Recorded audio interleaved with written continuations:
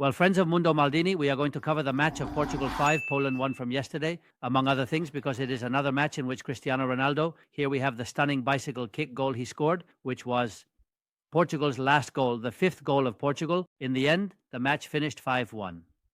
Cristiano Ronaldo once again made history yesterday. He is evidently an absolutely legendary and historic player, but yesterday, according to data provided by my good friend Mr. Chip, as you know, I do the Despejados program with him on Mondays here on your channel in Mundo Maldini, and also on Mr. Chip's own channel. Yesterday, Cristiano Ronaldo became the player with the most wins in the history of national team football with 132 matches, surpassing Sergio Ramos by one. And if these are data from Alexis, from Mr. Chip, 217 matches, the player who has played the most matches in national team football with 217, the footballer with the most goals in national team football, 136, and since yesterday, the footballer with the most victories in national team football with 132. It is evident that yesterday this match had this historical context from Cristiano, who will continue scoring goals and will be looking for his 1,000th goal. The match had a lot, and we are going to analyze a great second half from Portugal. We will analyze quite a bit of what Cristiano's match was like. We will include the Y-Scout report, and we will also talk quite a bit about other Portuguese players who performed at a high level.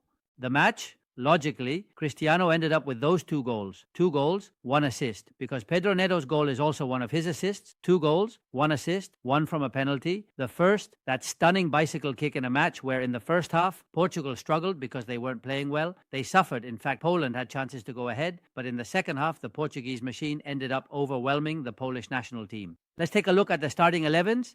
Friends of Mundo Maldini, we talk about Cristiano, and we discuss more about how the players moved. Here we have the lineups with Diego Costa in goal for Portugal, along with Dalot, Antonio Silva, Renato Veiga, and Nuno Mendes. Renato Veiga can play in many different positions. Good match from Nuno Mendes, by the way, who provided the assist for the first goal. You will see some images of the first goal, some captures, some details of the first goal, so you can see Rafael Leao's spectacular run, Bernardo Silva, Joao Neves, double pivot. In the end, Jorge Neves was substituted by Vitinha, Bruno Fernandes ahead. On this February 4th, January 3rd, is the one who really benefits Bruno Fernandes. Pedro Neto on the right, inverted foot. He is left-footed, as you know. Rafael Leao also on the inverted foot on the left, and up front, Cristiano Ronaldo. That was Portugal's lineup. Then Vitinha came in and did quite well. When Vitinha came in, Lewandowski was not in Poland. Vulcan in goal, a 3-man defense. Piatowski, Vetnarek, and Kibior, an Arsenal player. Romanchuk as a pivot with Wledesinski, 2009, and Zalewski as the fullbacks. Zalewski did quite a few interesting things in the match, especially in the offensive aspect. Urbanski, Zielinski, and then Piatek and Bogus, the 2 forwards. Playing with 2 strikers, really, with 2 center forwards, but with a 3-man defense. The Polish team held up quite well in the first half, but in the second half, they gave in a lot to Portugal's push with the first goal from this man, Rafael Leao, who is a player that, as you know, I find spectacular. We recently saw him at the Bernabeu in that live match between Real Madrid and Milan. He was very good, especially the play of the first goal defines what Rafael Leao is in terms of ball control. You will see exactly the play of the first goal, so you can see where Rafael Leao starts. This is the beginning. You will see it now. This is the beginning of the play of the first goal. Exactly this. Notice where Rafael Leao receives the ball. Minute 58. Portugal scored 5 goals in the last half hour. They overwhelmed Poland. There, Rafael Leao receives the ball. There, Rafael Leao is going to initiate the counter-attack. He will continue. Here you have it. He continues the play, and then Rafael Leao will be the one to pass to Nuno Mendes, who followed the play, returns the ball, and scores from very deep inside the area. I want to say that with this, we demonstrate a bit of what Rafael Leao is like in ball control. And with space ahead, he is not just a skillful player, he is a footballer who causes a lot of damage with space in front. Now, we are going to tackle the topic of Cristiano Ronaldo. Don't worry, we will address Cristiano Ronaldo. But since I am talking about Rafael Leao, I want you to see exactly the match Rafael Leao had, because on that left side, he is an unstoppable player. He really is an unstoppable player. 10 dribbles, 6 successful, but above all, you will see the actions he takes, 88% passing accuracy, which is very good for the position he plays. Notice how few actions he loses when he is a player who takes many risks in his plays. Rafael Leao loses very few actions on the left side, very few. He had a great match, truly. He had a great match. I want to highlight a couple of important details. One is, and you will also see this, with the screenshots I have taken for you. One is the topic of Joao Neves. By the way, this is the photo of the first goal. Since I have it, you will see it. The photo of Rafael Leao's first goal. You have seen how he started from so far away, and then the header there. Practically at ease after the pass from a phenomenal fullback like Nuno Mendes. But I was telling you, pay attention to this detail. Joao Neves receiving near the area with Antonio Silva and Renato Vega playing in the midfield with the two centre-backs, with Joao Neves coming to receive at the base of the midfield. I think he is a fantastic player. I loved him at Benfica. And last season, I saw him play very well at Paris Saint-Germain. And he is also a player who sometimes goes a little further, to the three-quarters of the field as well, of course. Here you have what was Portugal's attack with Bruno Fernandes behind. Bernardo Silva arriving, Cristiano Ronaldo as the striker. And here is Rafael Leao, Pedro Neto on the left. Bernardo Silva had a great game. He played constantly close to the midfielder. And then at times, here you have it, for example, at times arriving at the three-quarters of the field, as always.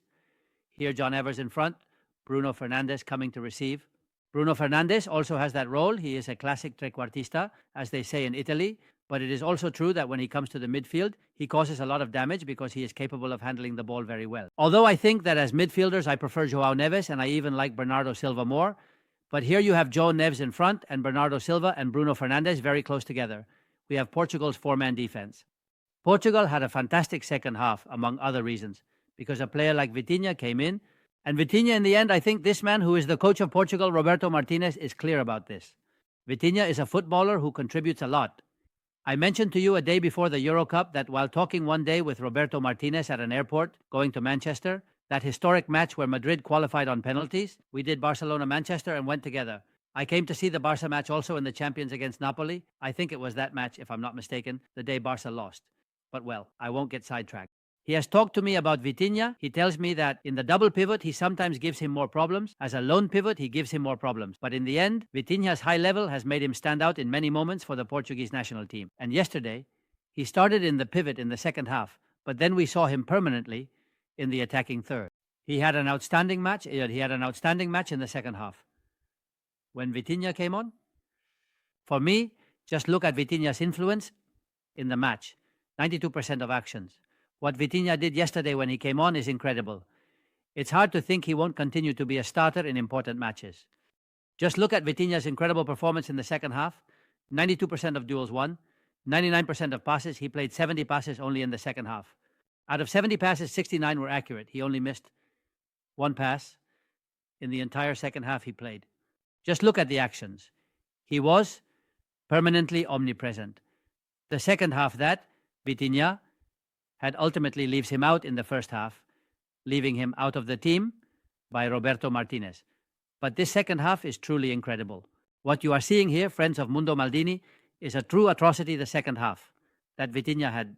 And of course, with Vitinha plus Cristiano as he was, also participating a lot, not just in the 2 goals, but as I mentioned before, in the assist to Pedro Neto, trying to participate quite a bit. I believe that after that terrible Euro Cup he had, because he had a terrible Euro Cup, and we said it here, Cristiano in the national team has regained his direction, he has recovered, and is a player who is now absolutely essential. Just as I said at the time that in the Euro Cup he could perfectly be a dispensable player, sometimes subtracting more than he added. Of course, in yesterday's match and in the last matches, he is demonstrating that he has significantly changed the trend, and that is a true evidence. In short, Portugal has a great team. Here we have Rafael Leao with Pedro Neto. Players who are coming into the team like Pedro Neto, who is at a very high level. He was a starter with Chelsea in that London derby against Arsenal, and the Portuguese national team won with tremendous authority with these 2 goals from Cristiano, one from a penalty, and the other, the bicycle kick you saw earlier, which is truly spectacular. It wasn't at the level of that bicycle kick he made with Real Madrid in Turin against Juventus, but it was certainly sensational. Let's finish up. Here you have another photo of the bicycle kick. You can see all the photos you want of the bicycle kick because it was truly spectacular. I say that he could. Let's finish with some detail about Wyscow, since I have it here. Poland is a team that took quite a few risks. Look at their positioning. Look at how Poland was positioned as well. Quite high up. In the first half, they competed very well. I think they could have gone into halftime winning, but in the second half, logically, Portugal dominated them. And if we look a bit at the influence of Cristiano, well, he no longer has the mobility he used to have. That's true. He no longer has that mobility he used to have. But let's take a closer look at this. Friends of Mundo Maldini. Because I think you can see very well the passing circulation of the Portuguese national team with Cristiano as a striker. On the left side, Rafael Leao. And you can see here how the Portugal team was managed with Bernardo Silva here. And then in the midfield, What Vitinha did was truly impressive. It was impressive. You've seen it. It was crazy. It's hard to play football better than Vitinha did in the second half yesterday against Poland. I mean, he was absolutely flawless in everything, really. If I remember correctly, he also provided the assist for Cristiano's goal, the one with the bicycle kick. I think the assist, I'm speaking from memory, but I believe the assist is from Vitinha for that Cristiano goal on January 5th. Anyway, Portugal, look at the difference. Let's see some general data as well, because I know you like this, friends of Mundo Maldini. I know it perfectly because I know you. I know you very well, and I know that you like this. The issue of possession, for example, ball possession was 65 for Portugal, 35 for Poland, but Poland had more possession, curiously. That is to say, Portugal had many balls, very long moving possessions. Here you have it. Logically, Poland had 13. Wait a moment, they were very far back. 13 long possessions. I had lost track. Here you see it. Poland allowed. Portugal, 13 long possessions, and that, friends of Mundo Maldini, is too much. Offensive actions, 44 for Portugal, 16 with shots, 31 for Poland, 10 with shots. In the first half, I think Poland even shot more than Portugal. In the second half, it was quite different. Anyway, of course, the standout player is clear.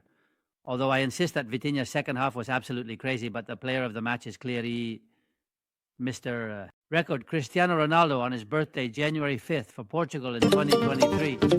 A hug. Bye, bye, bye, bye.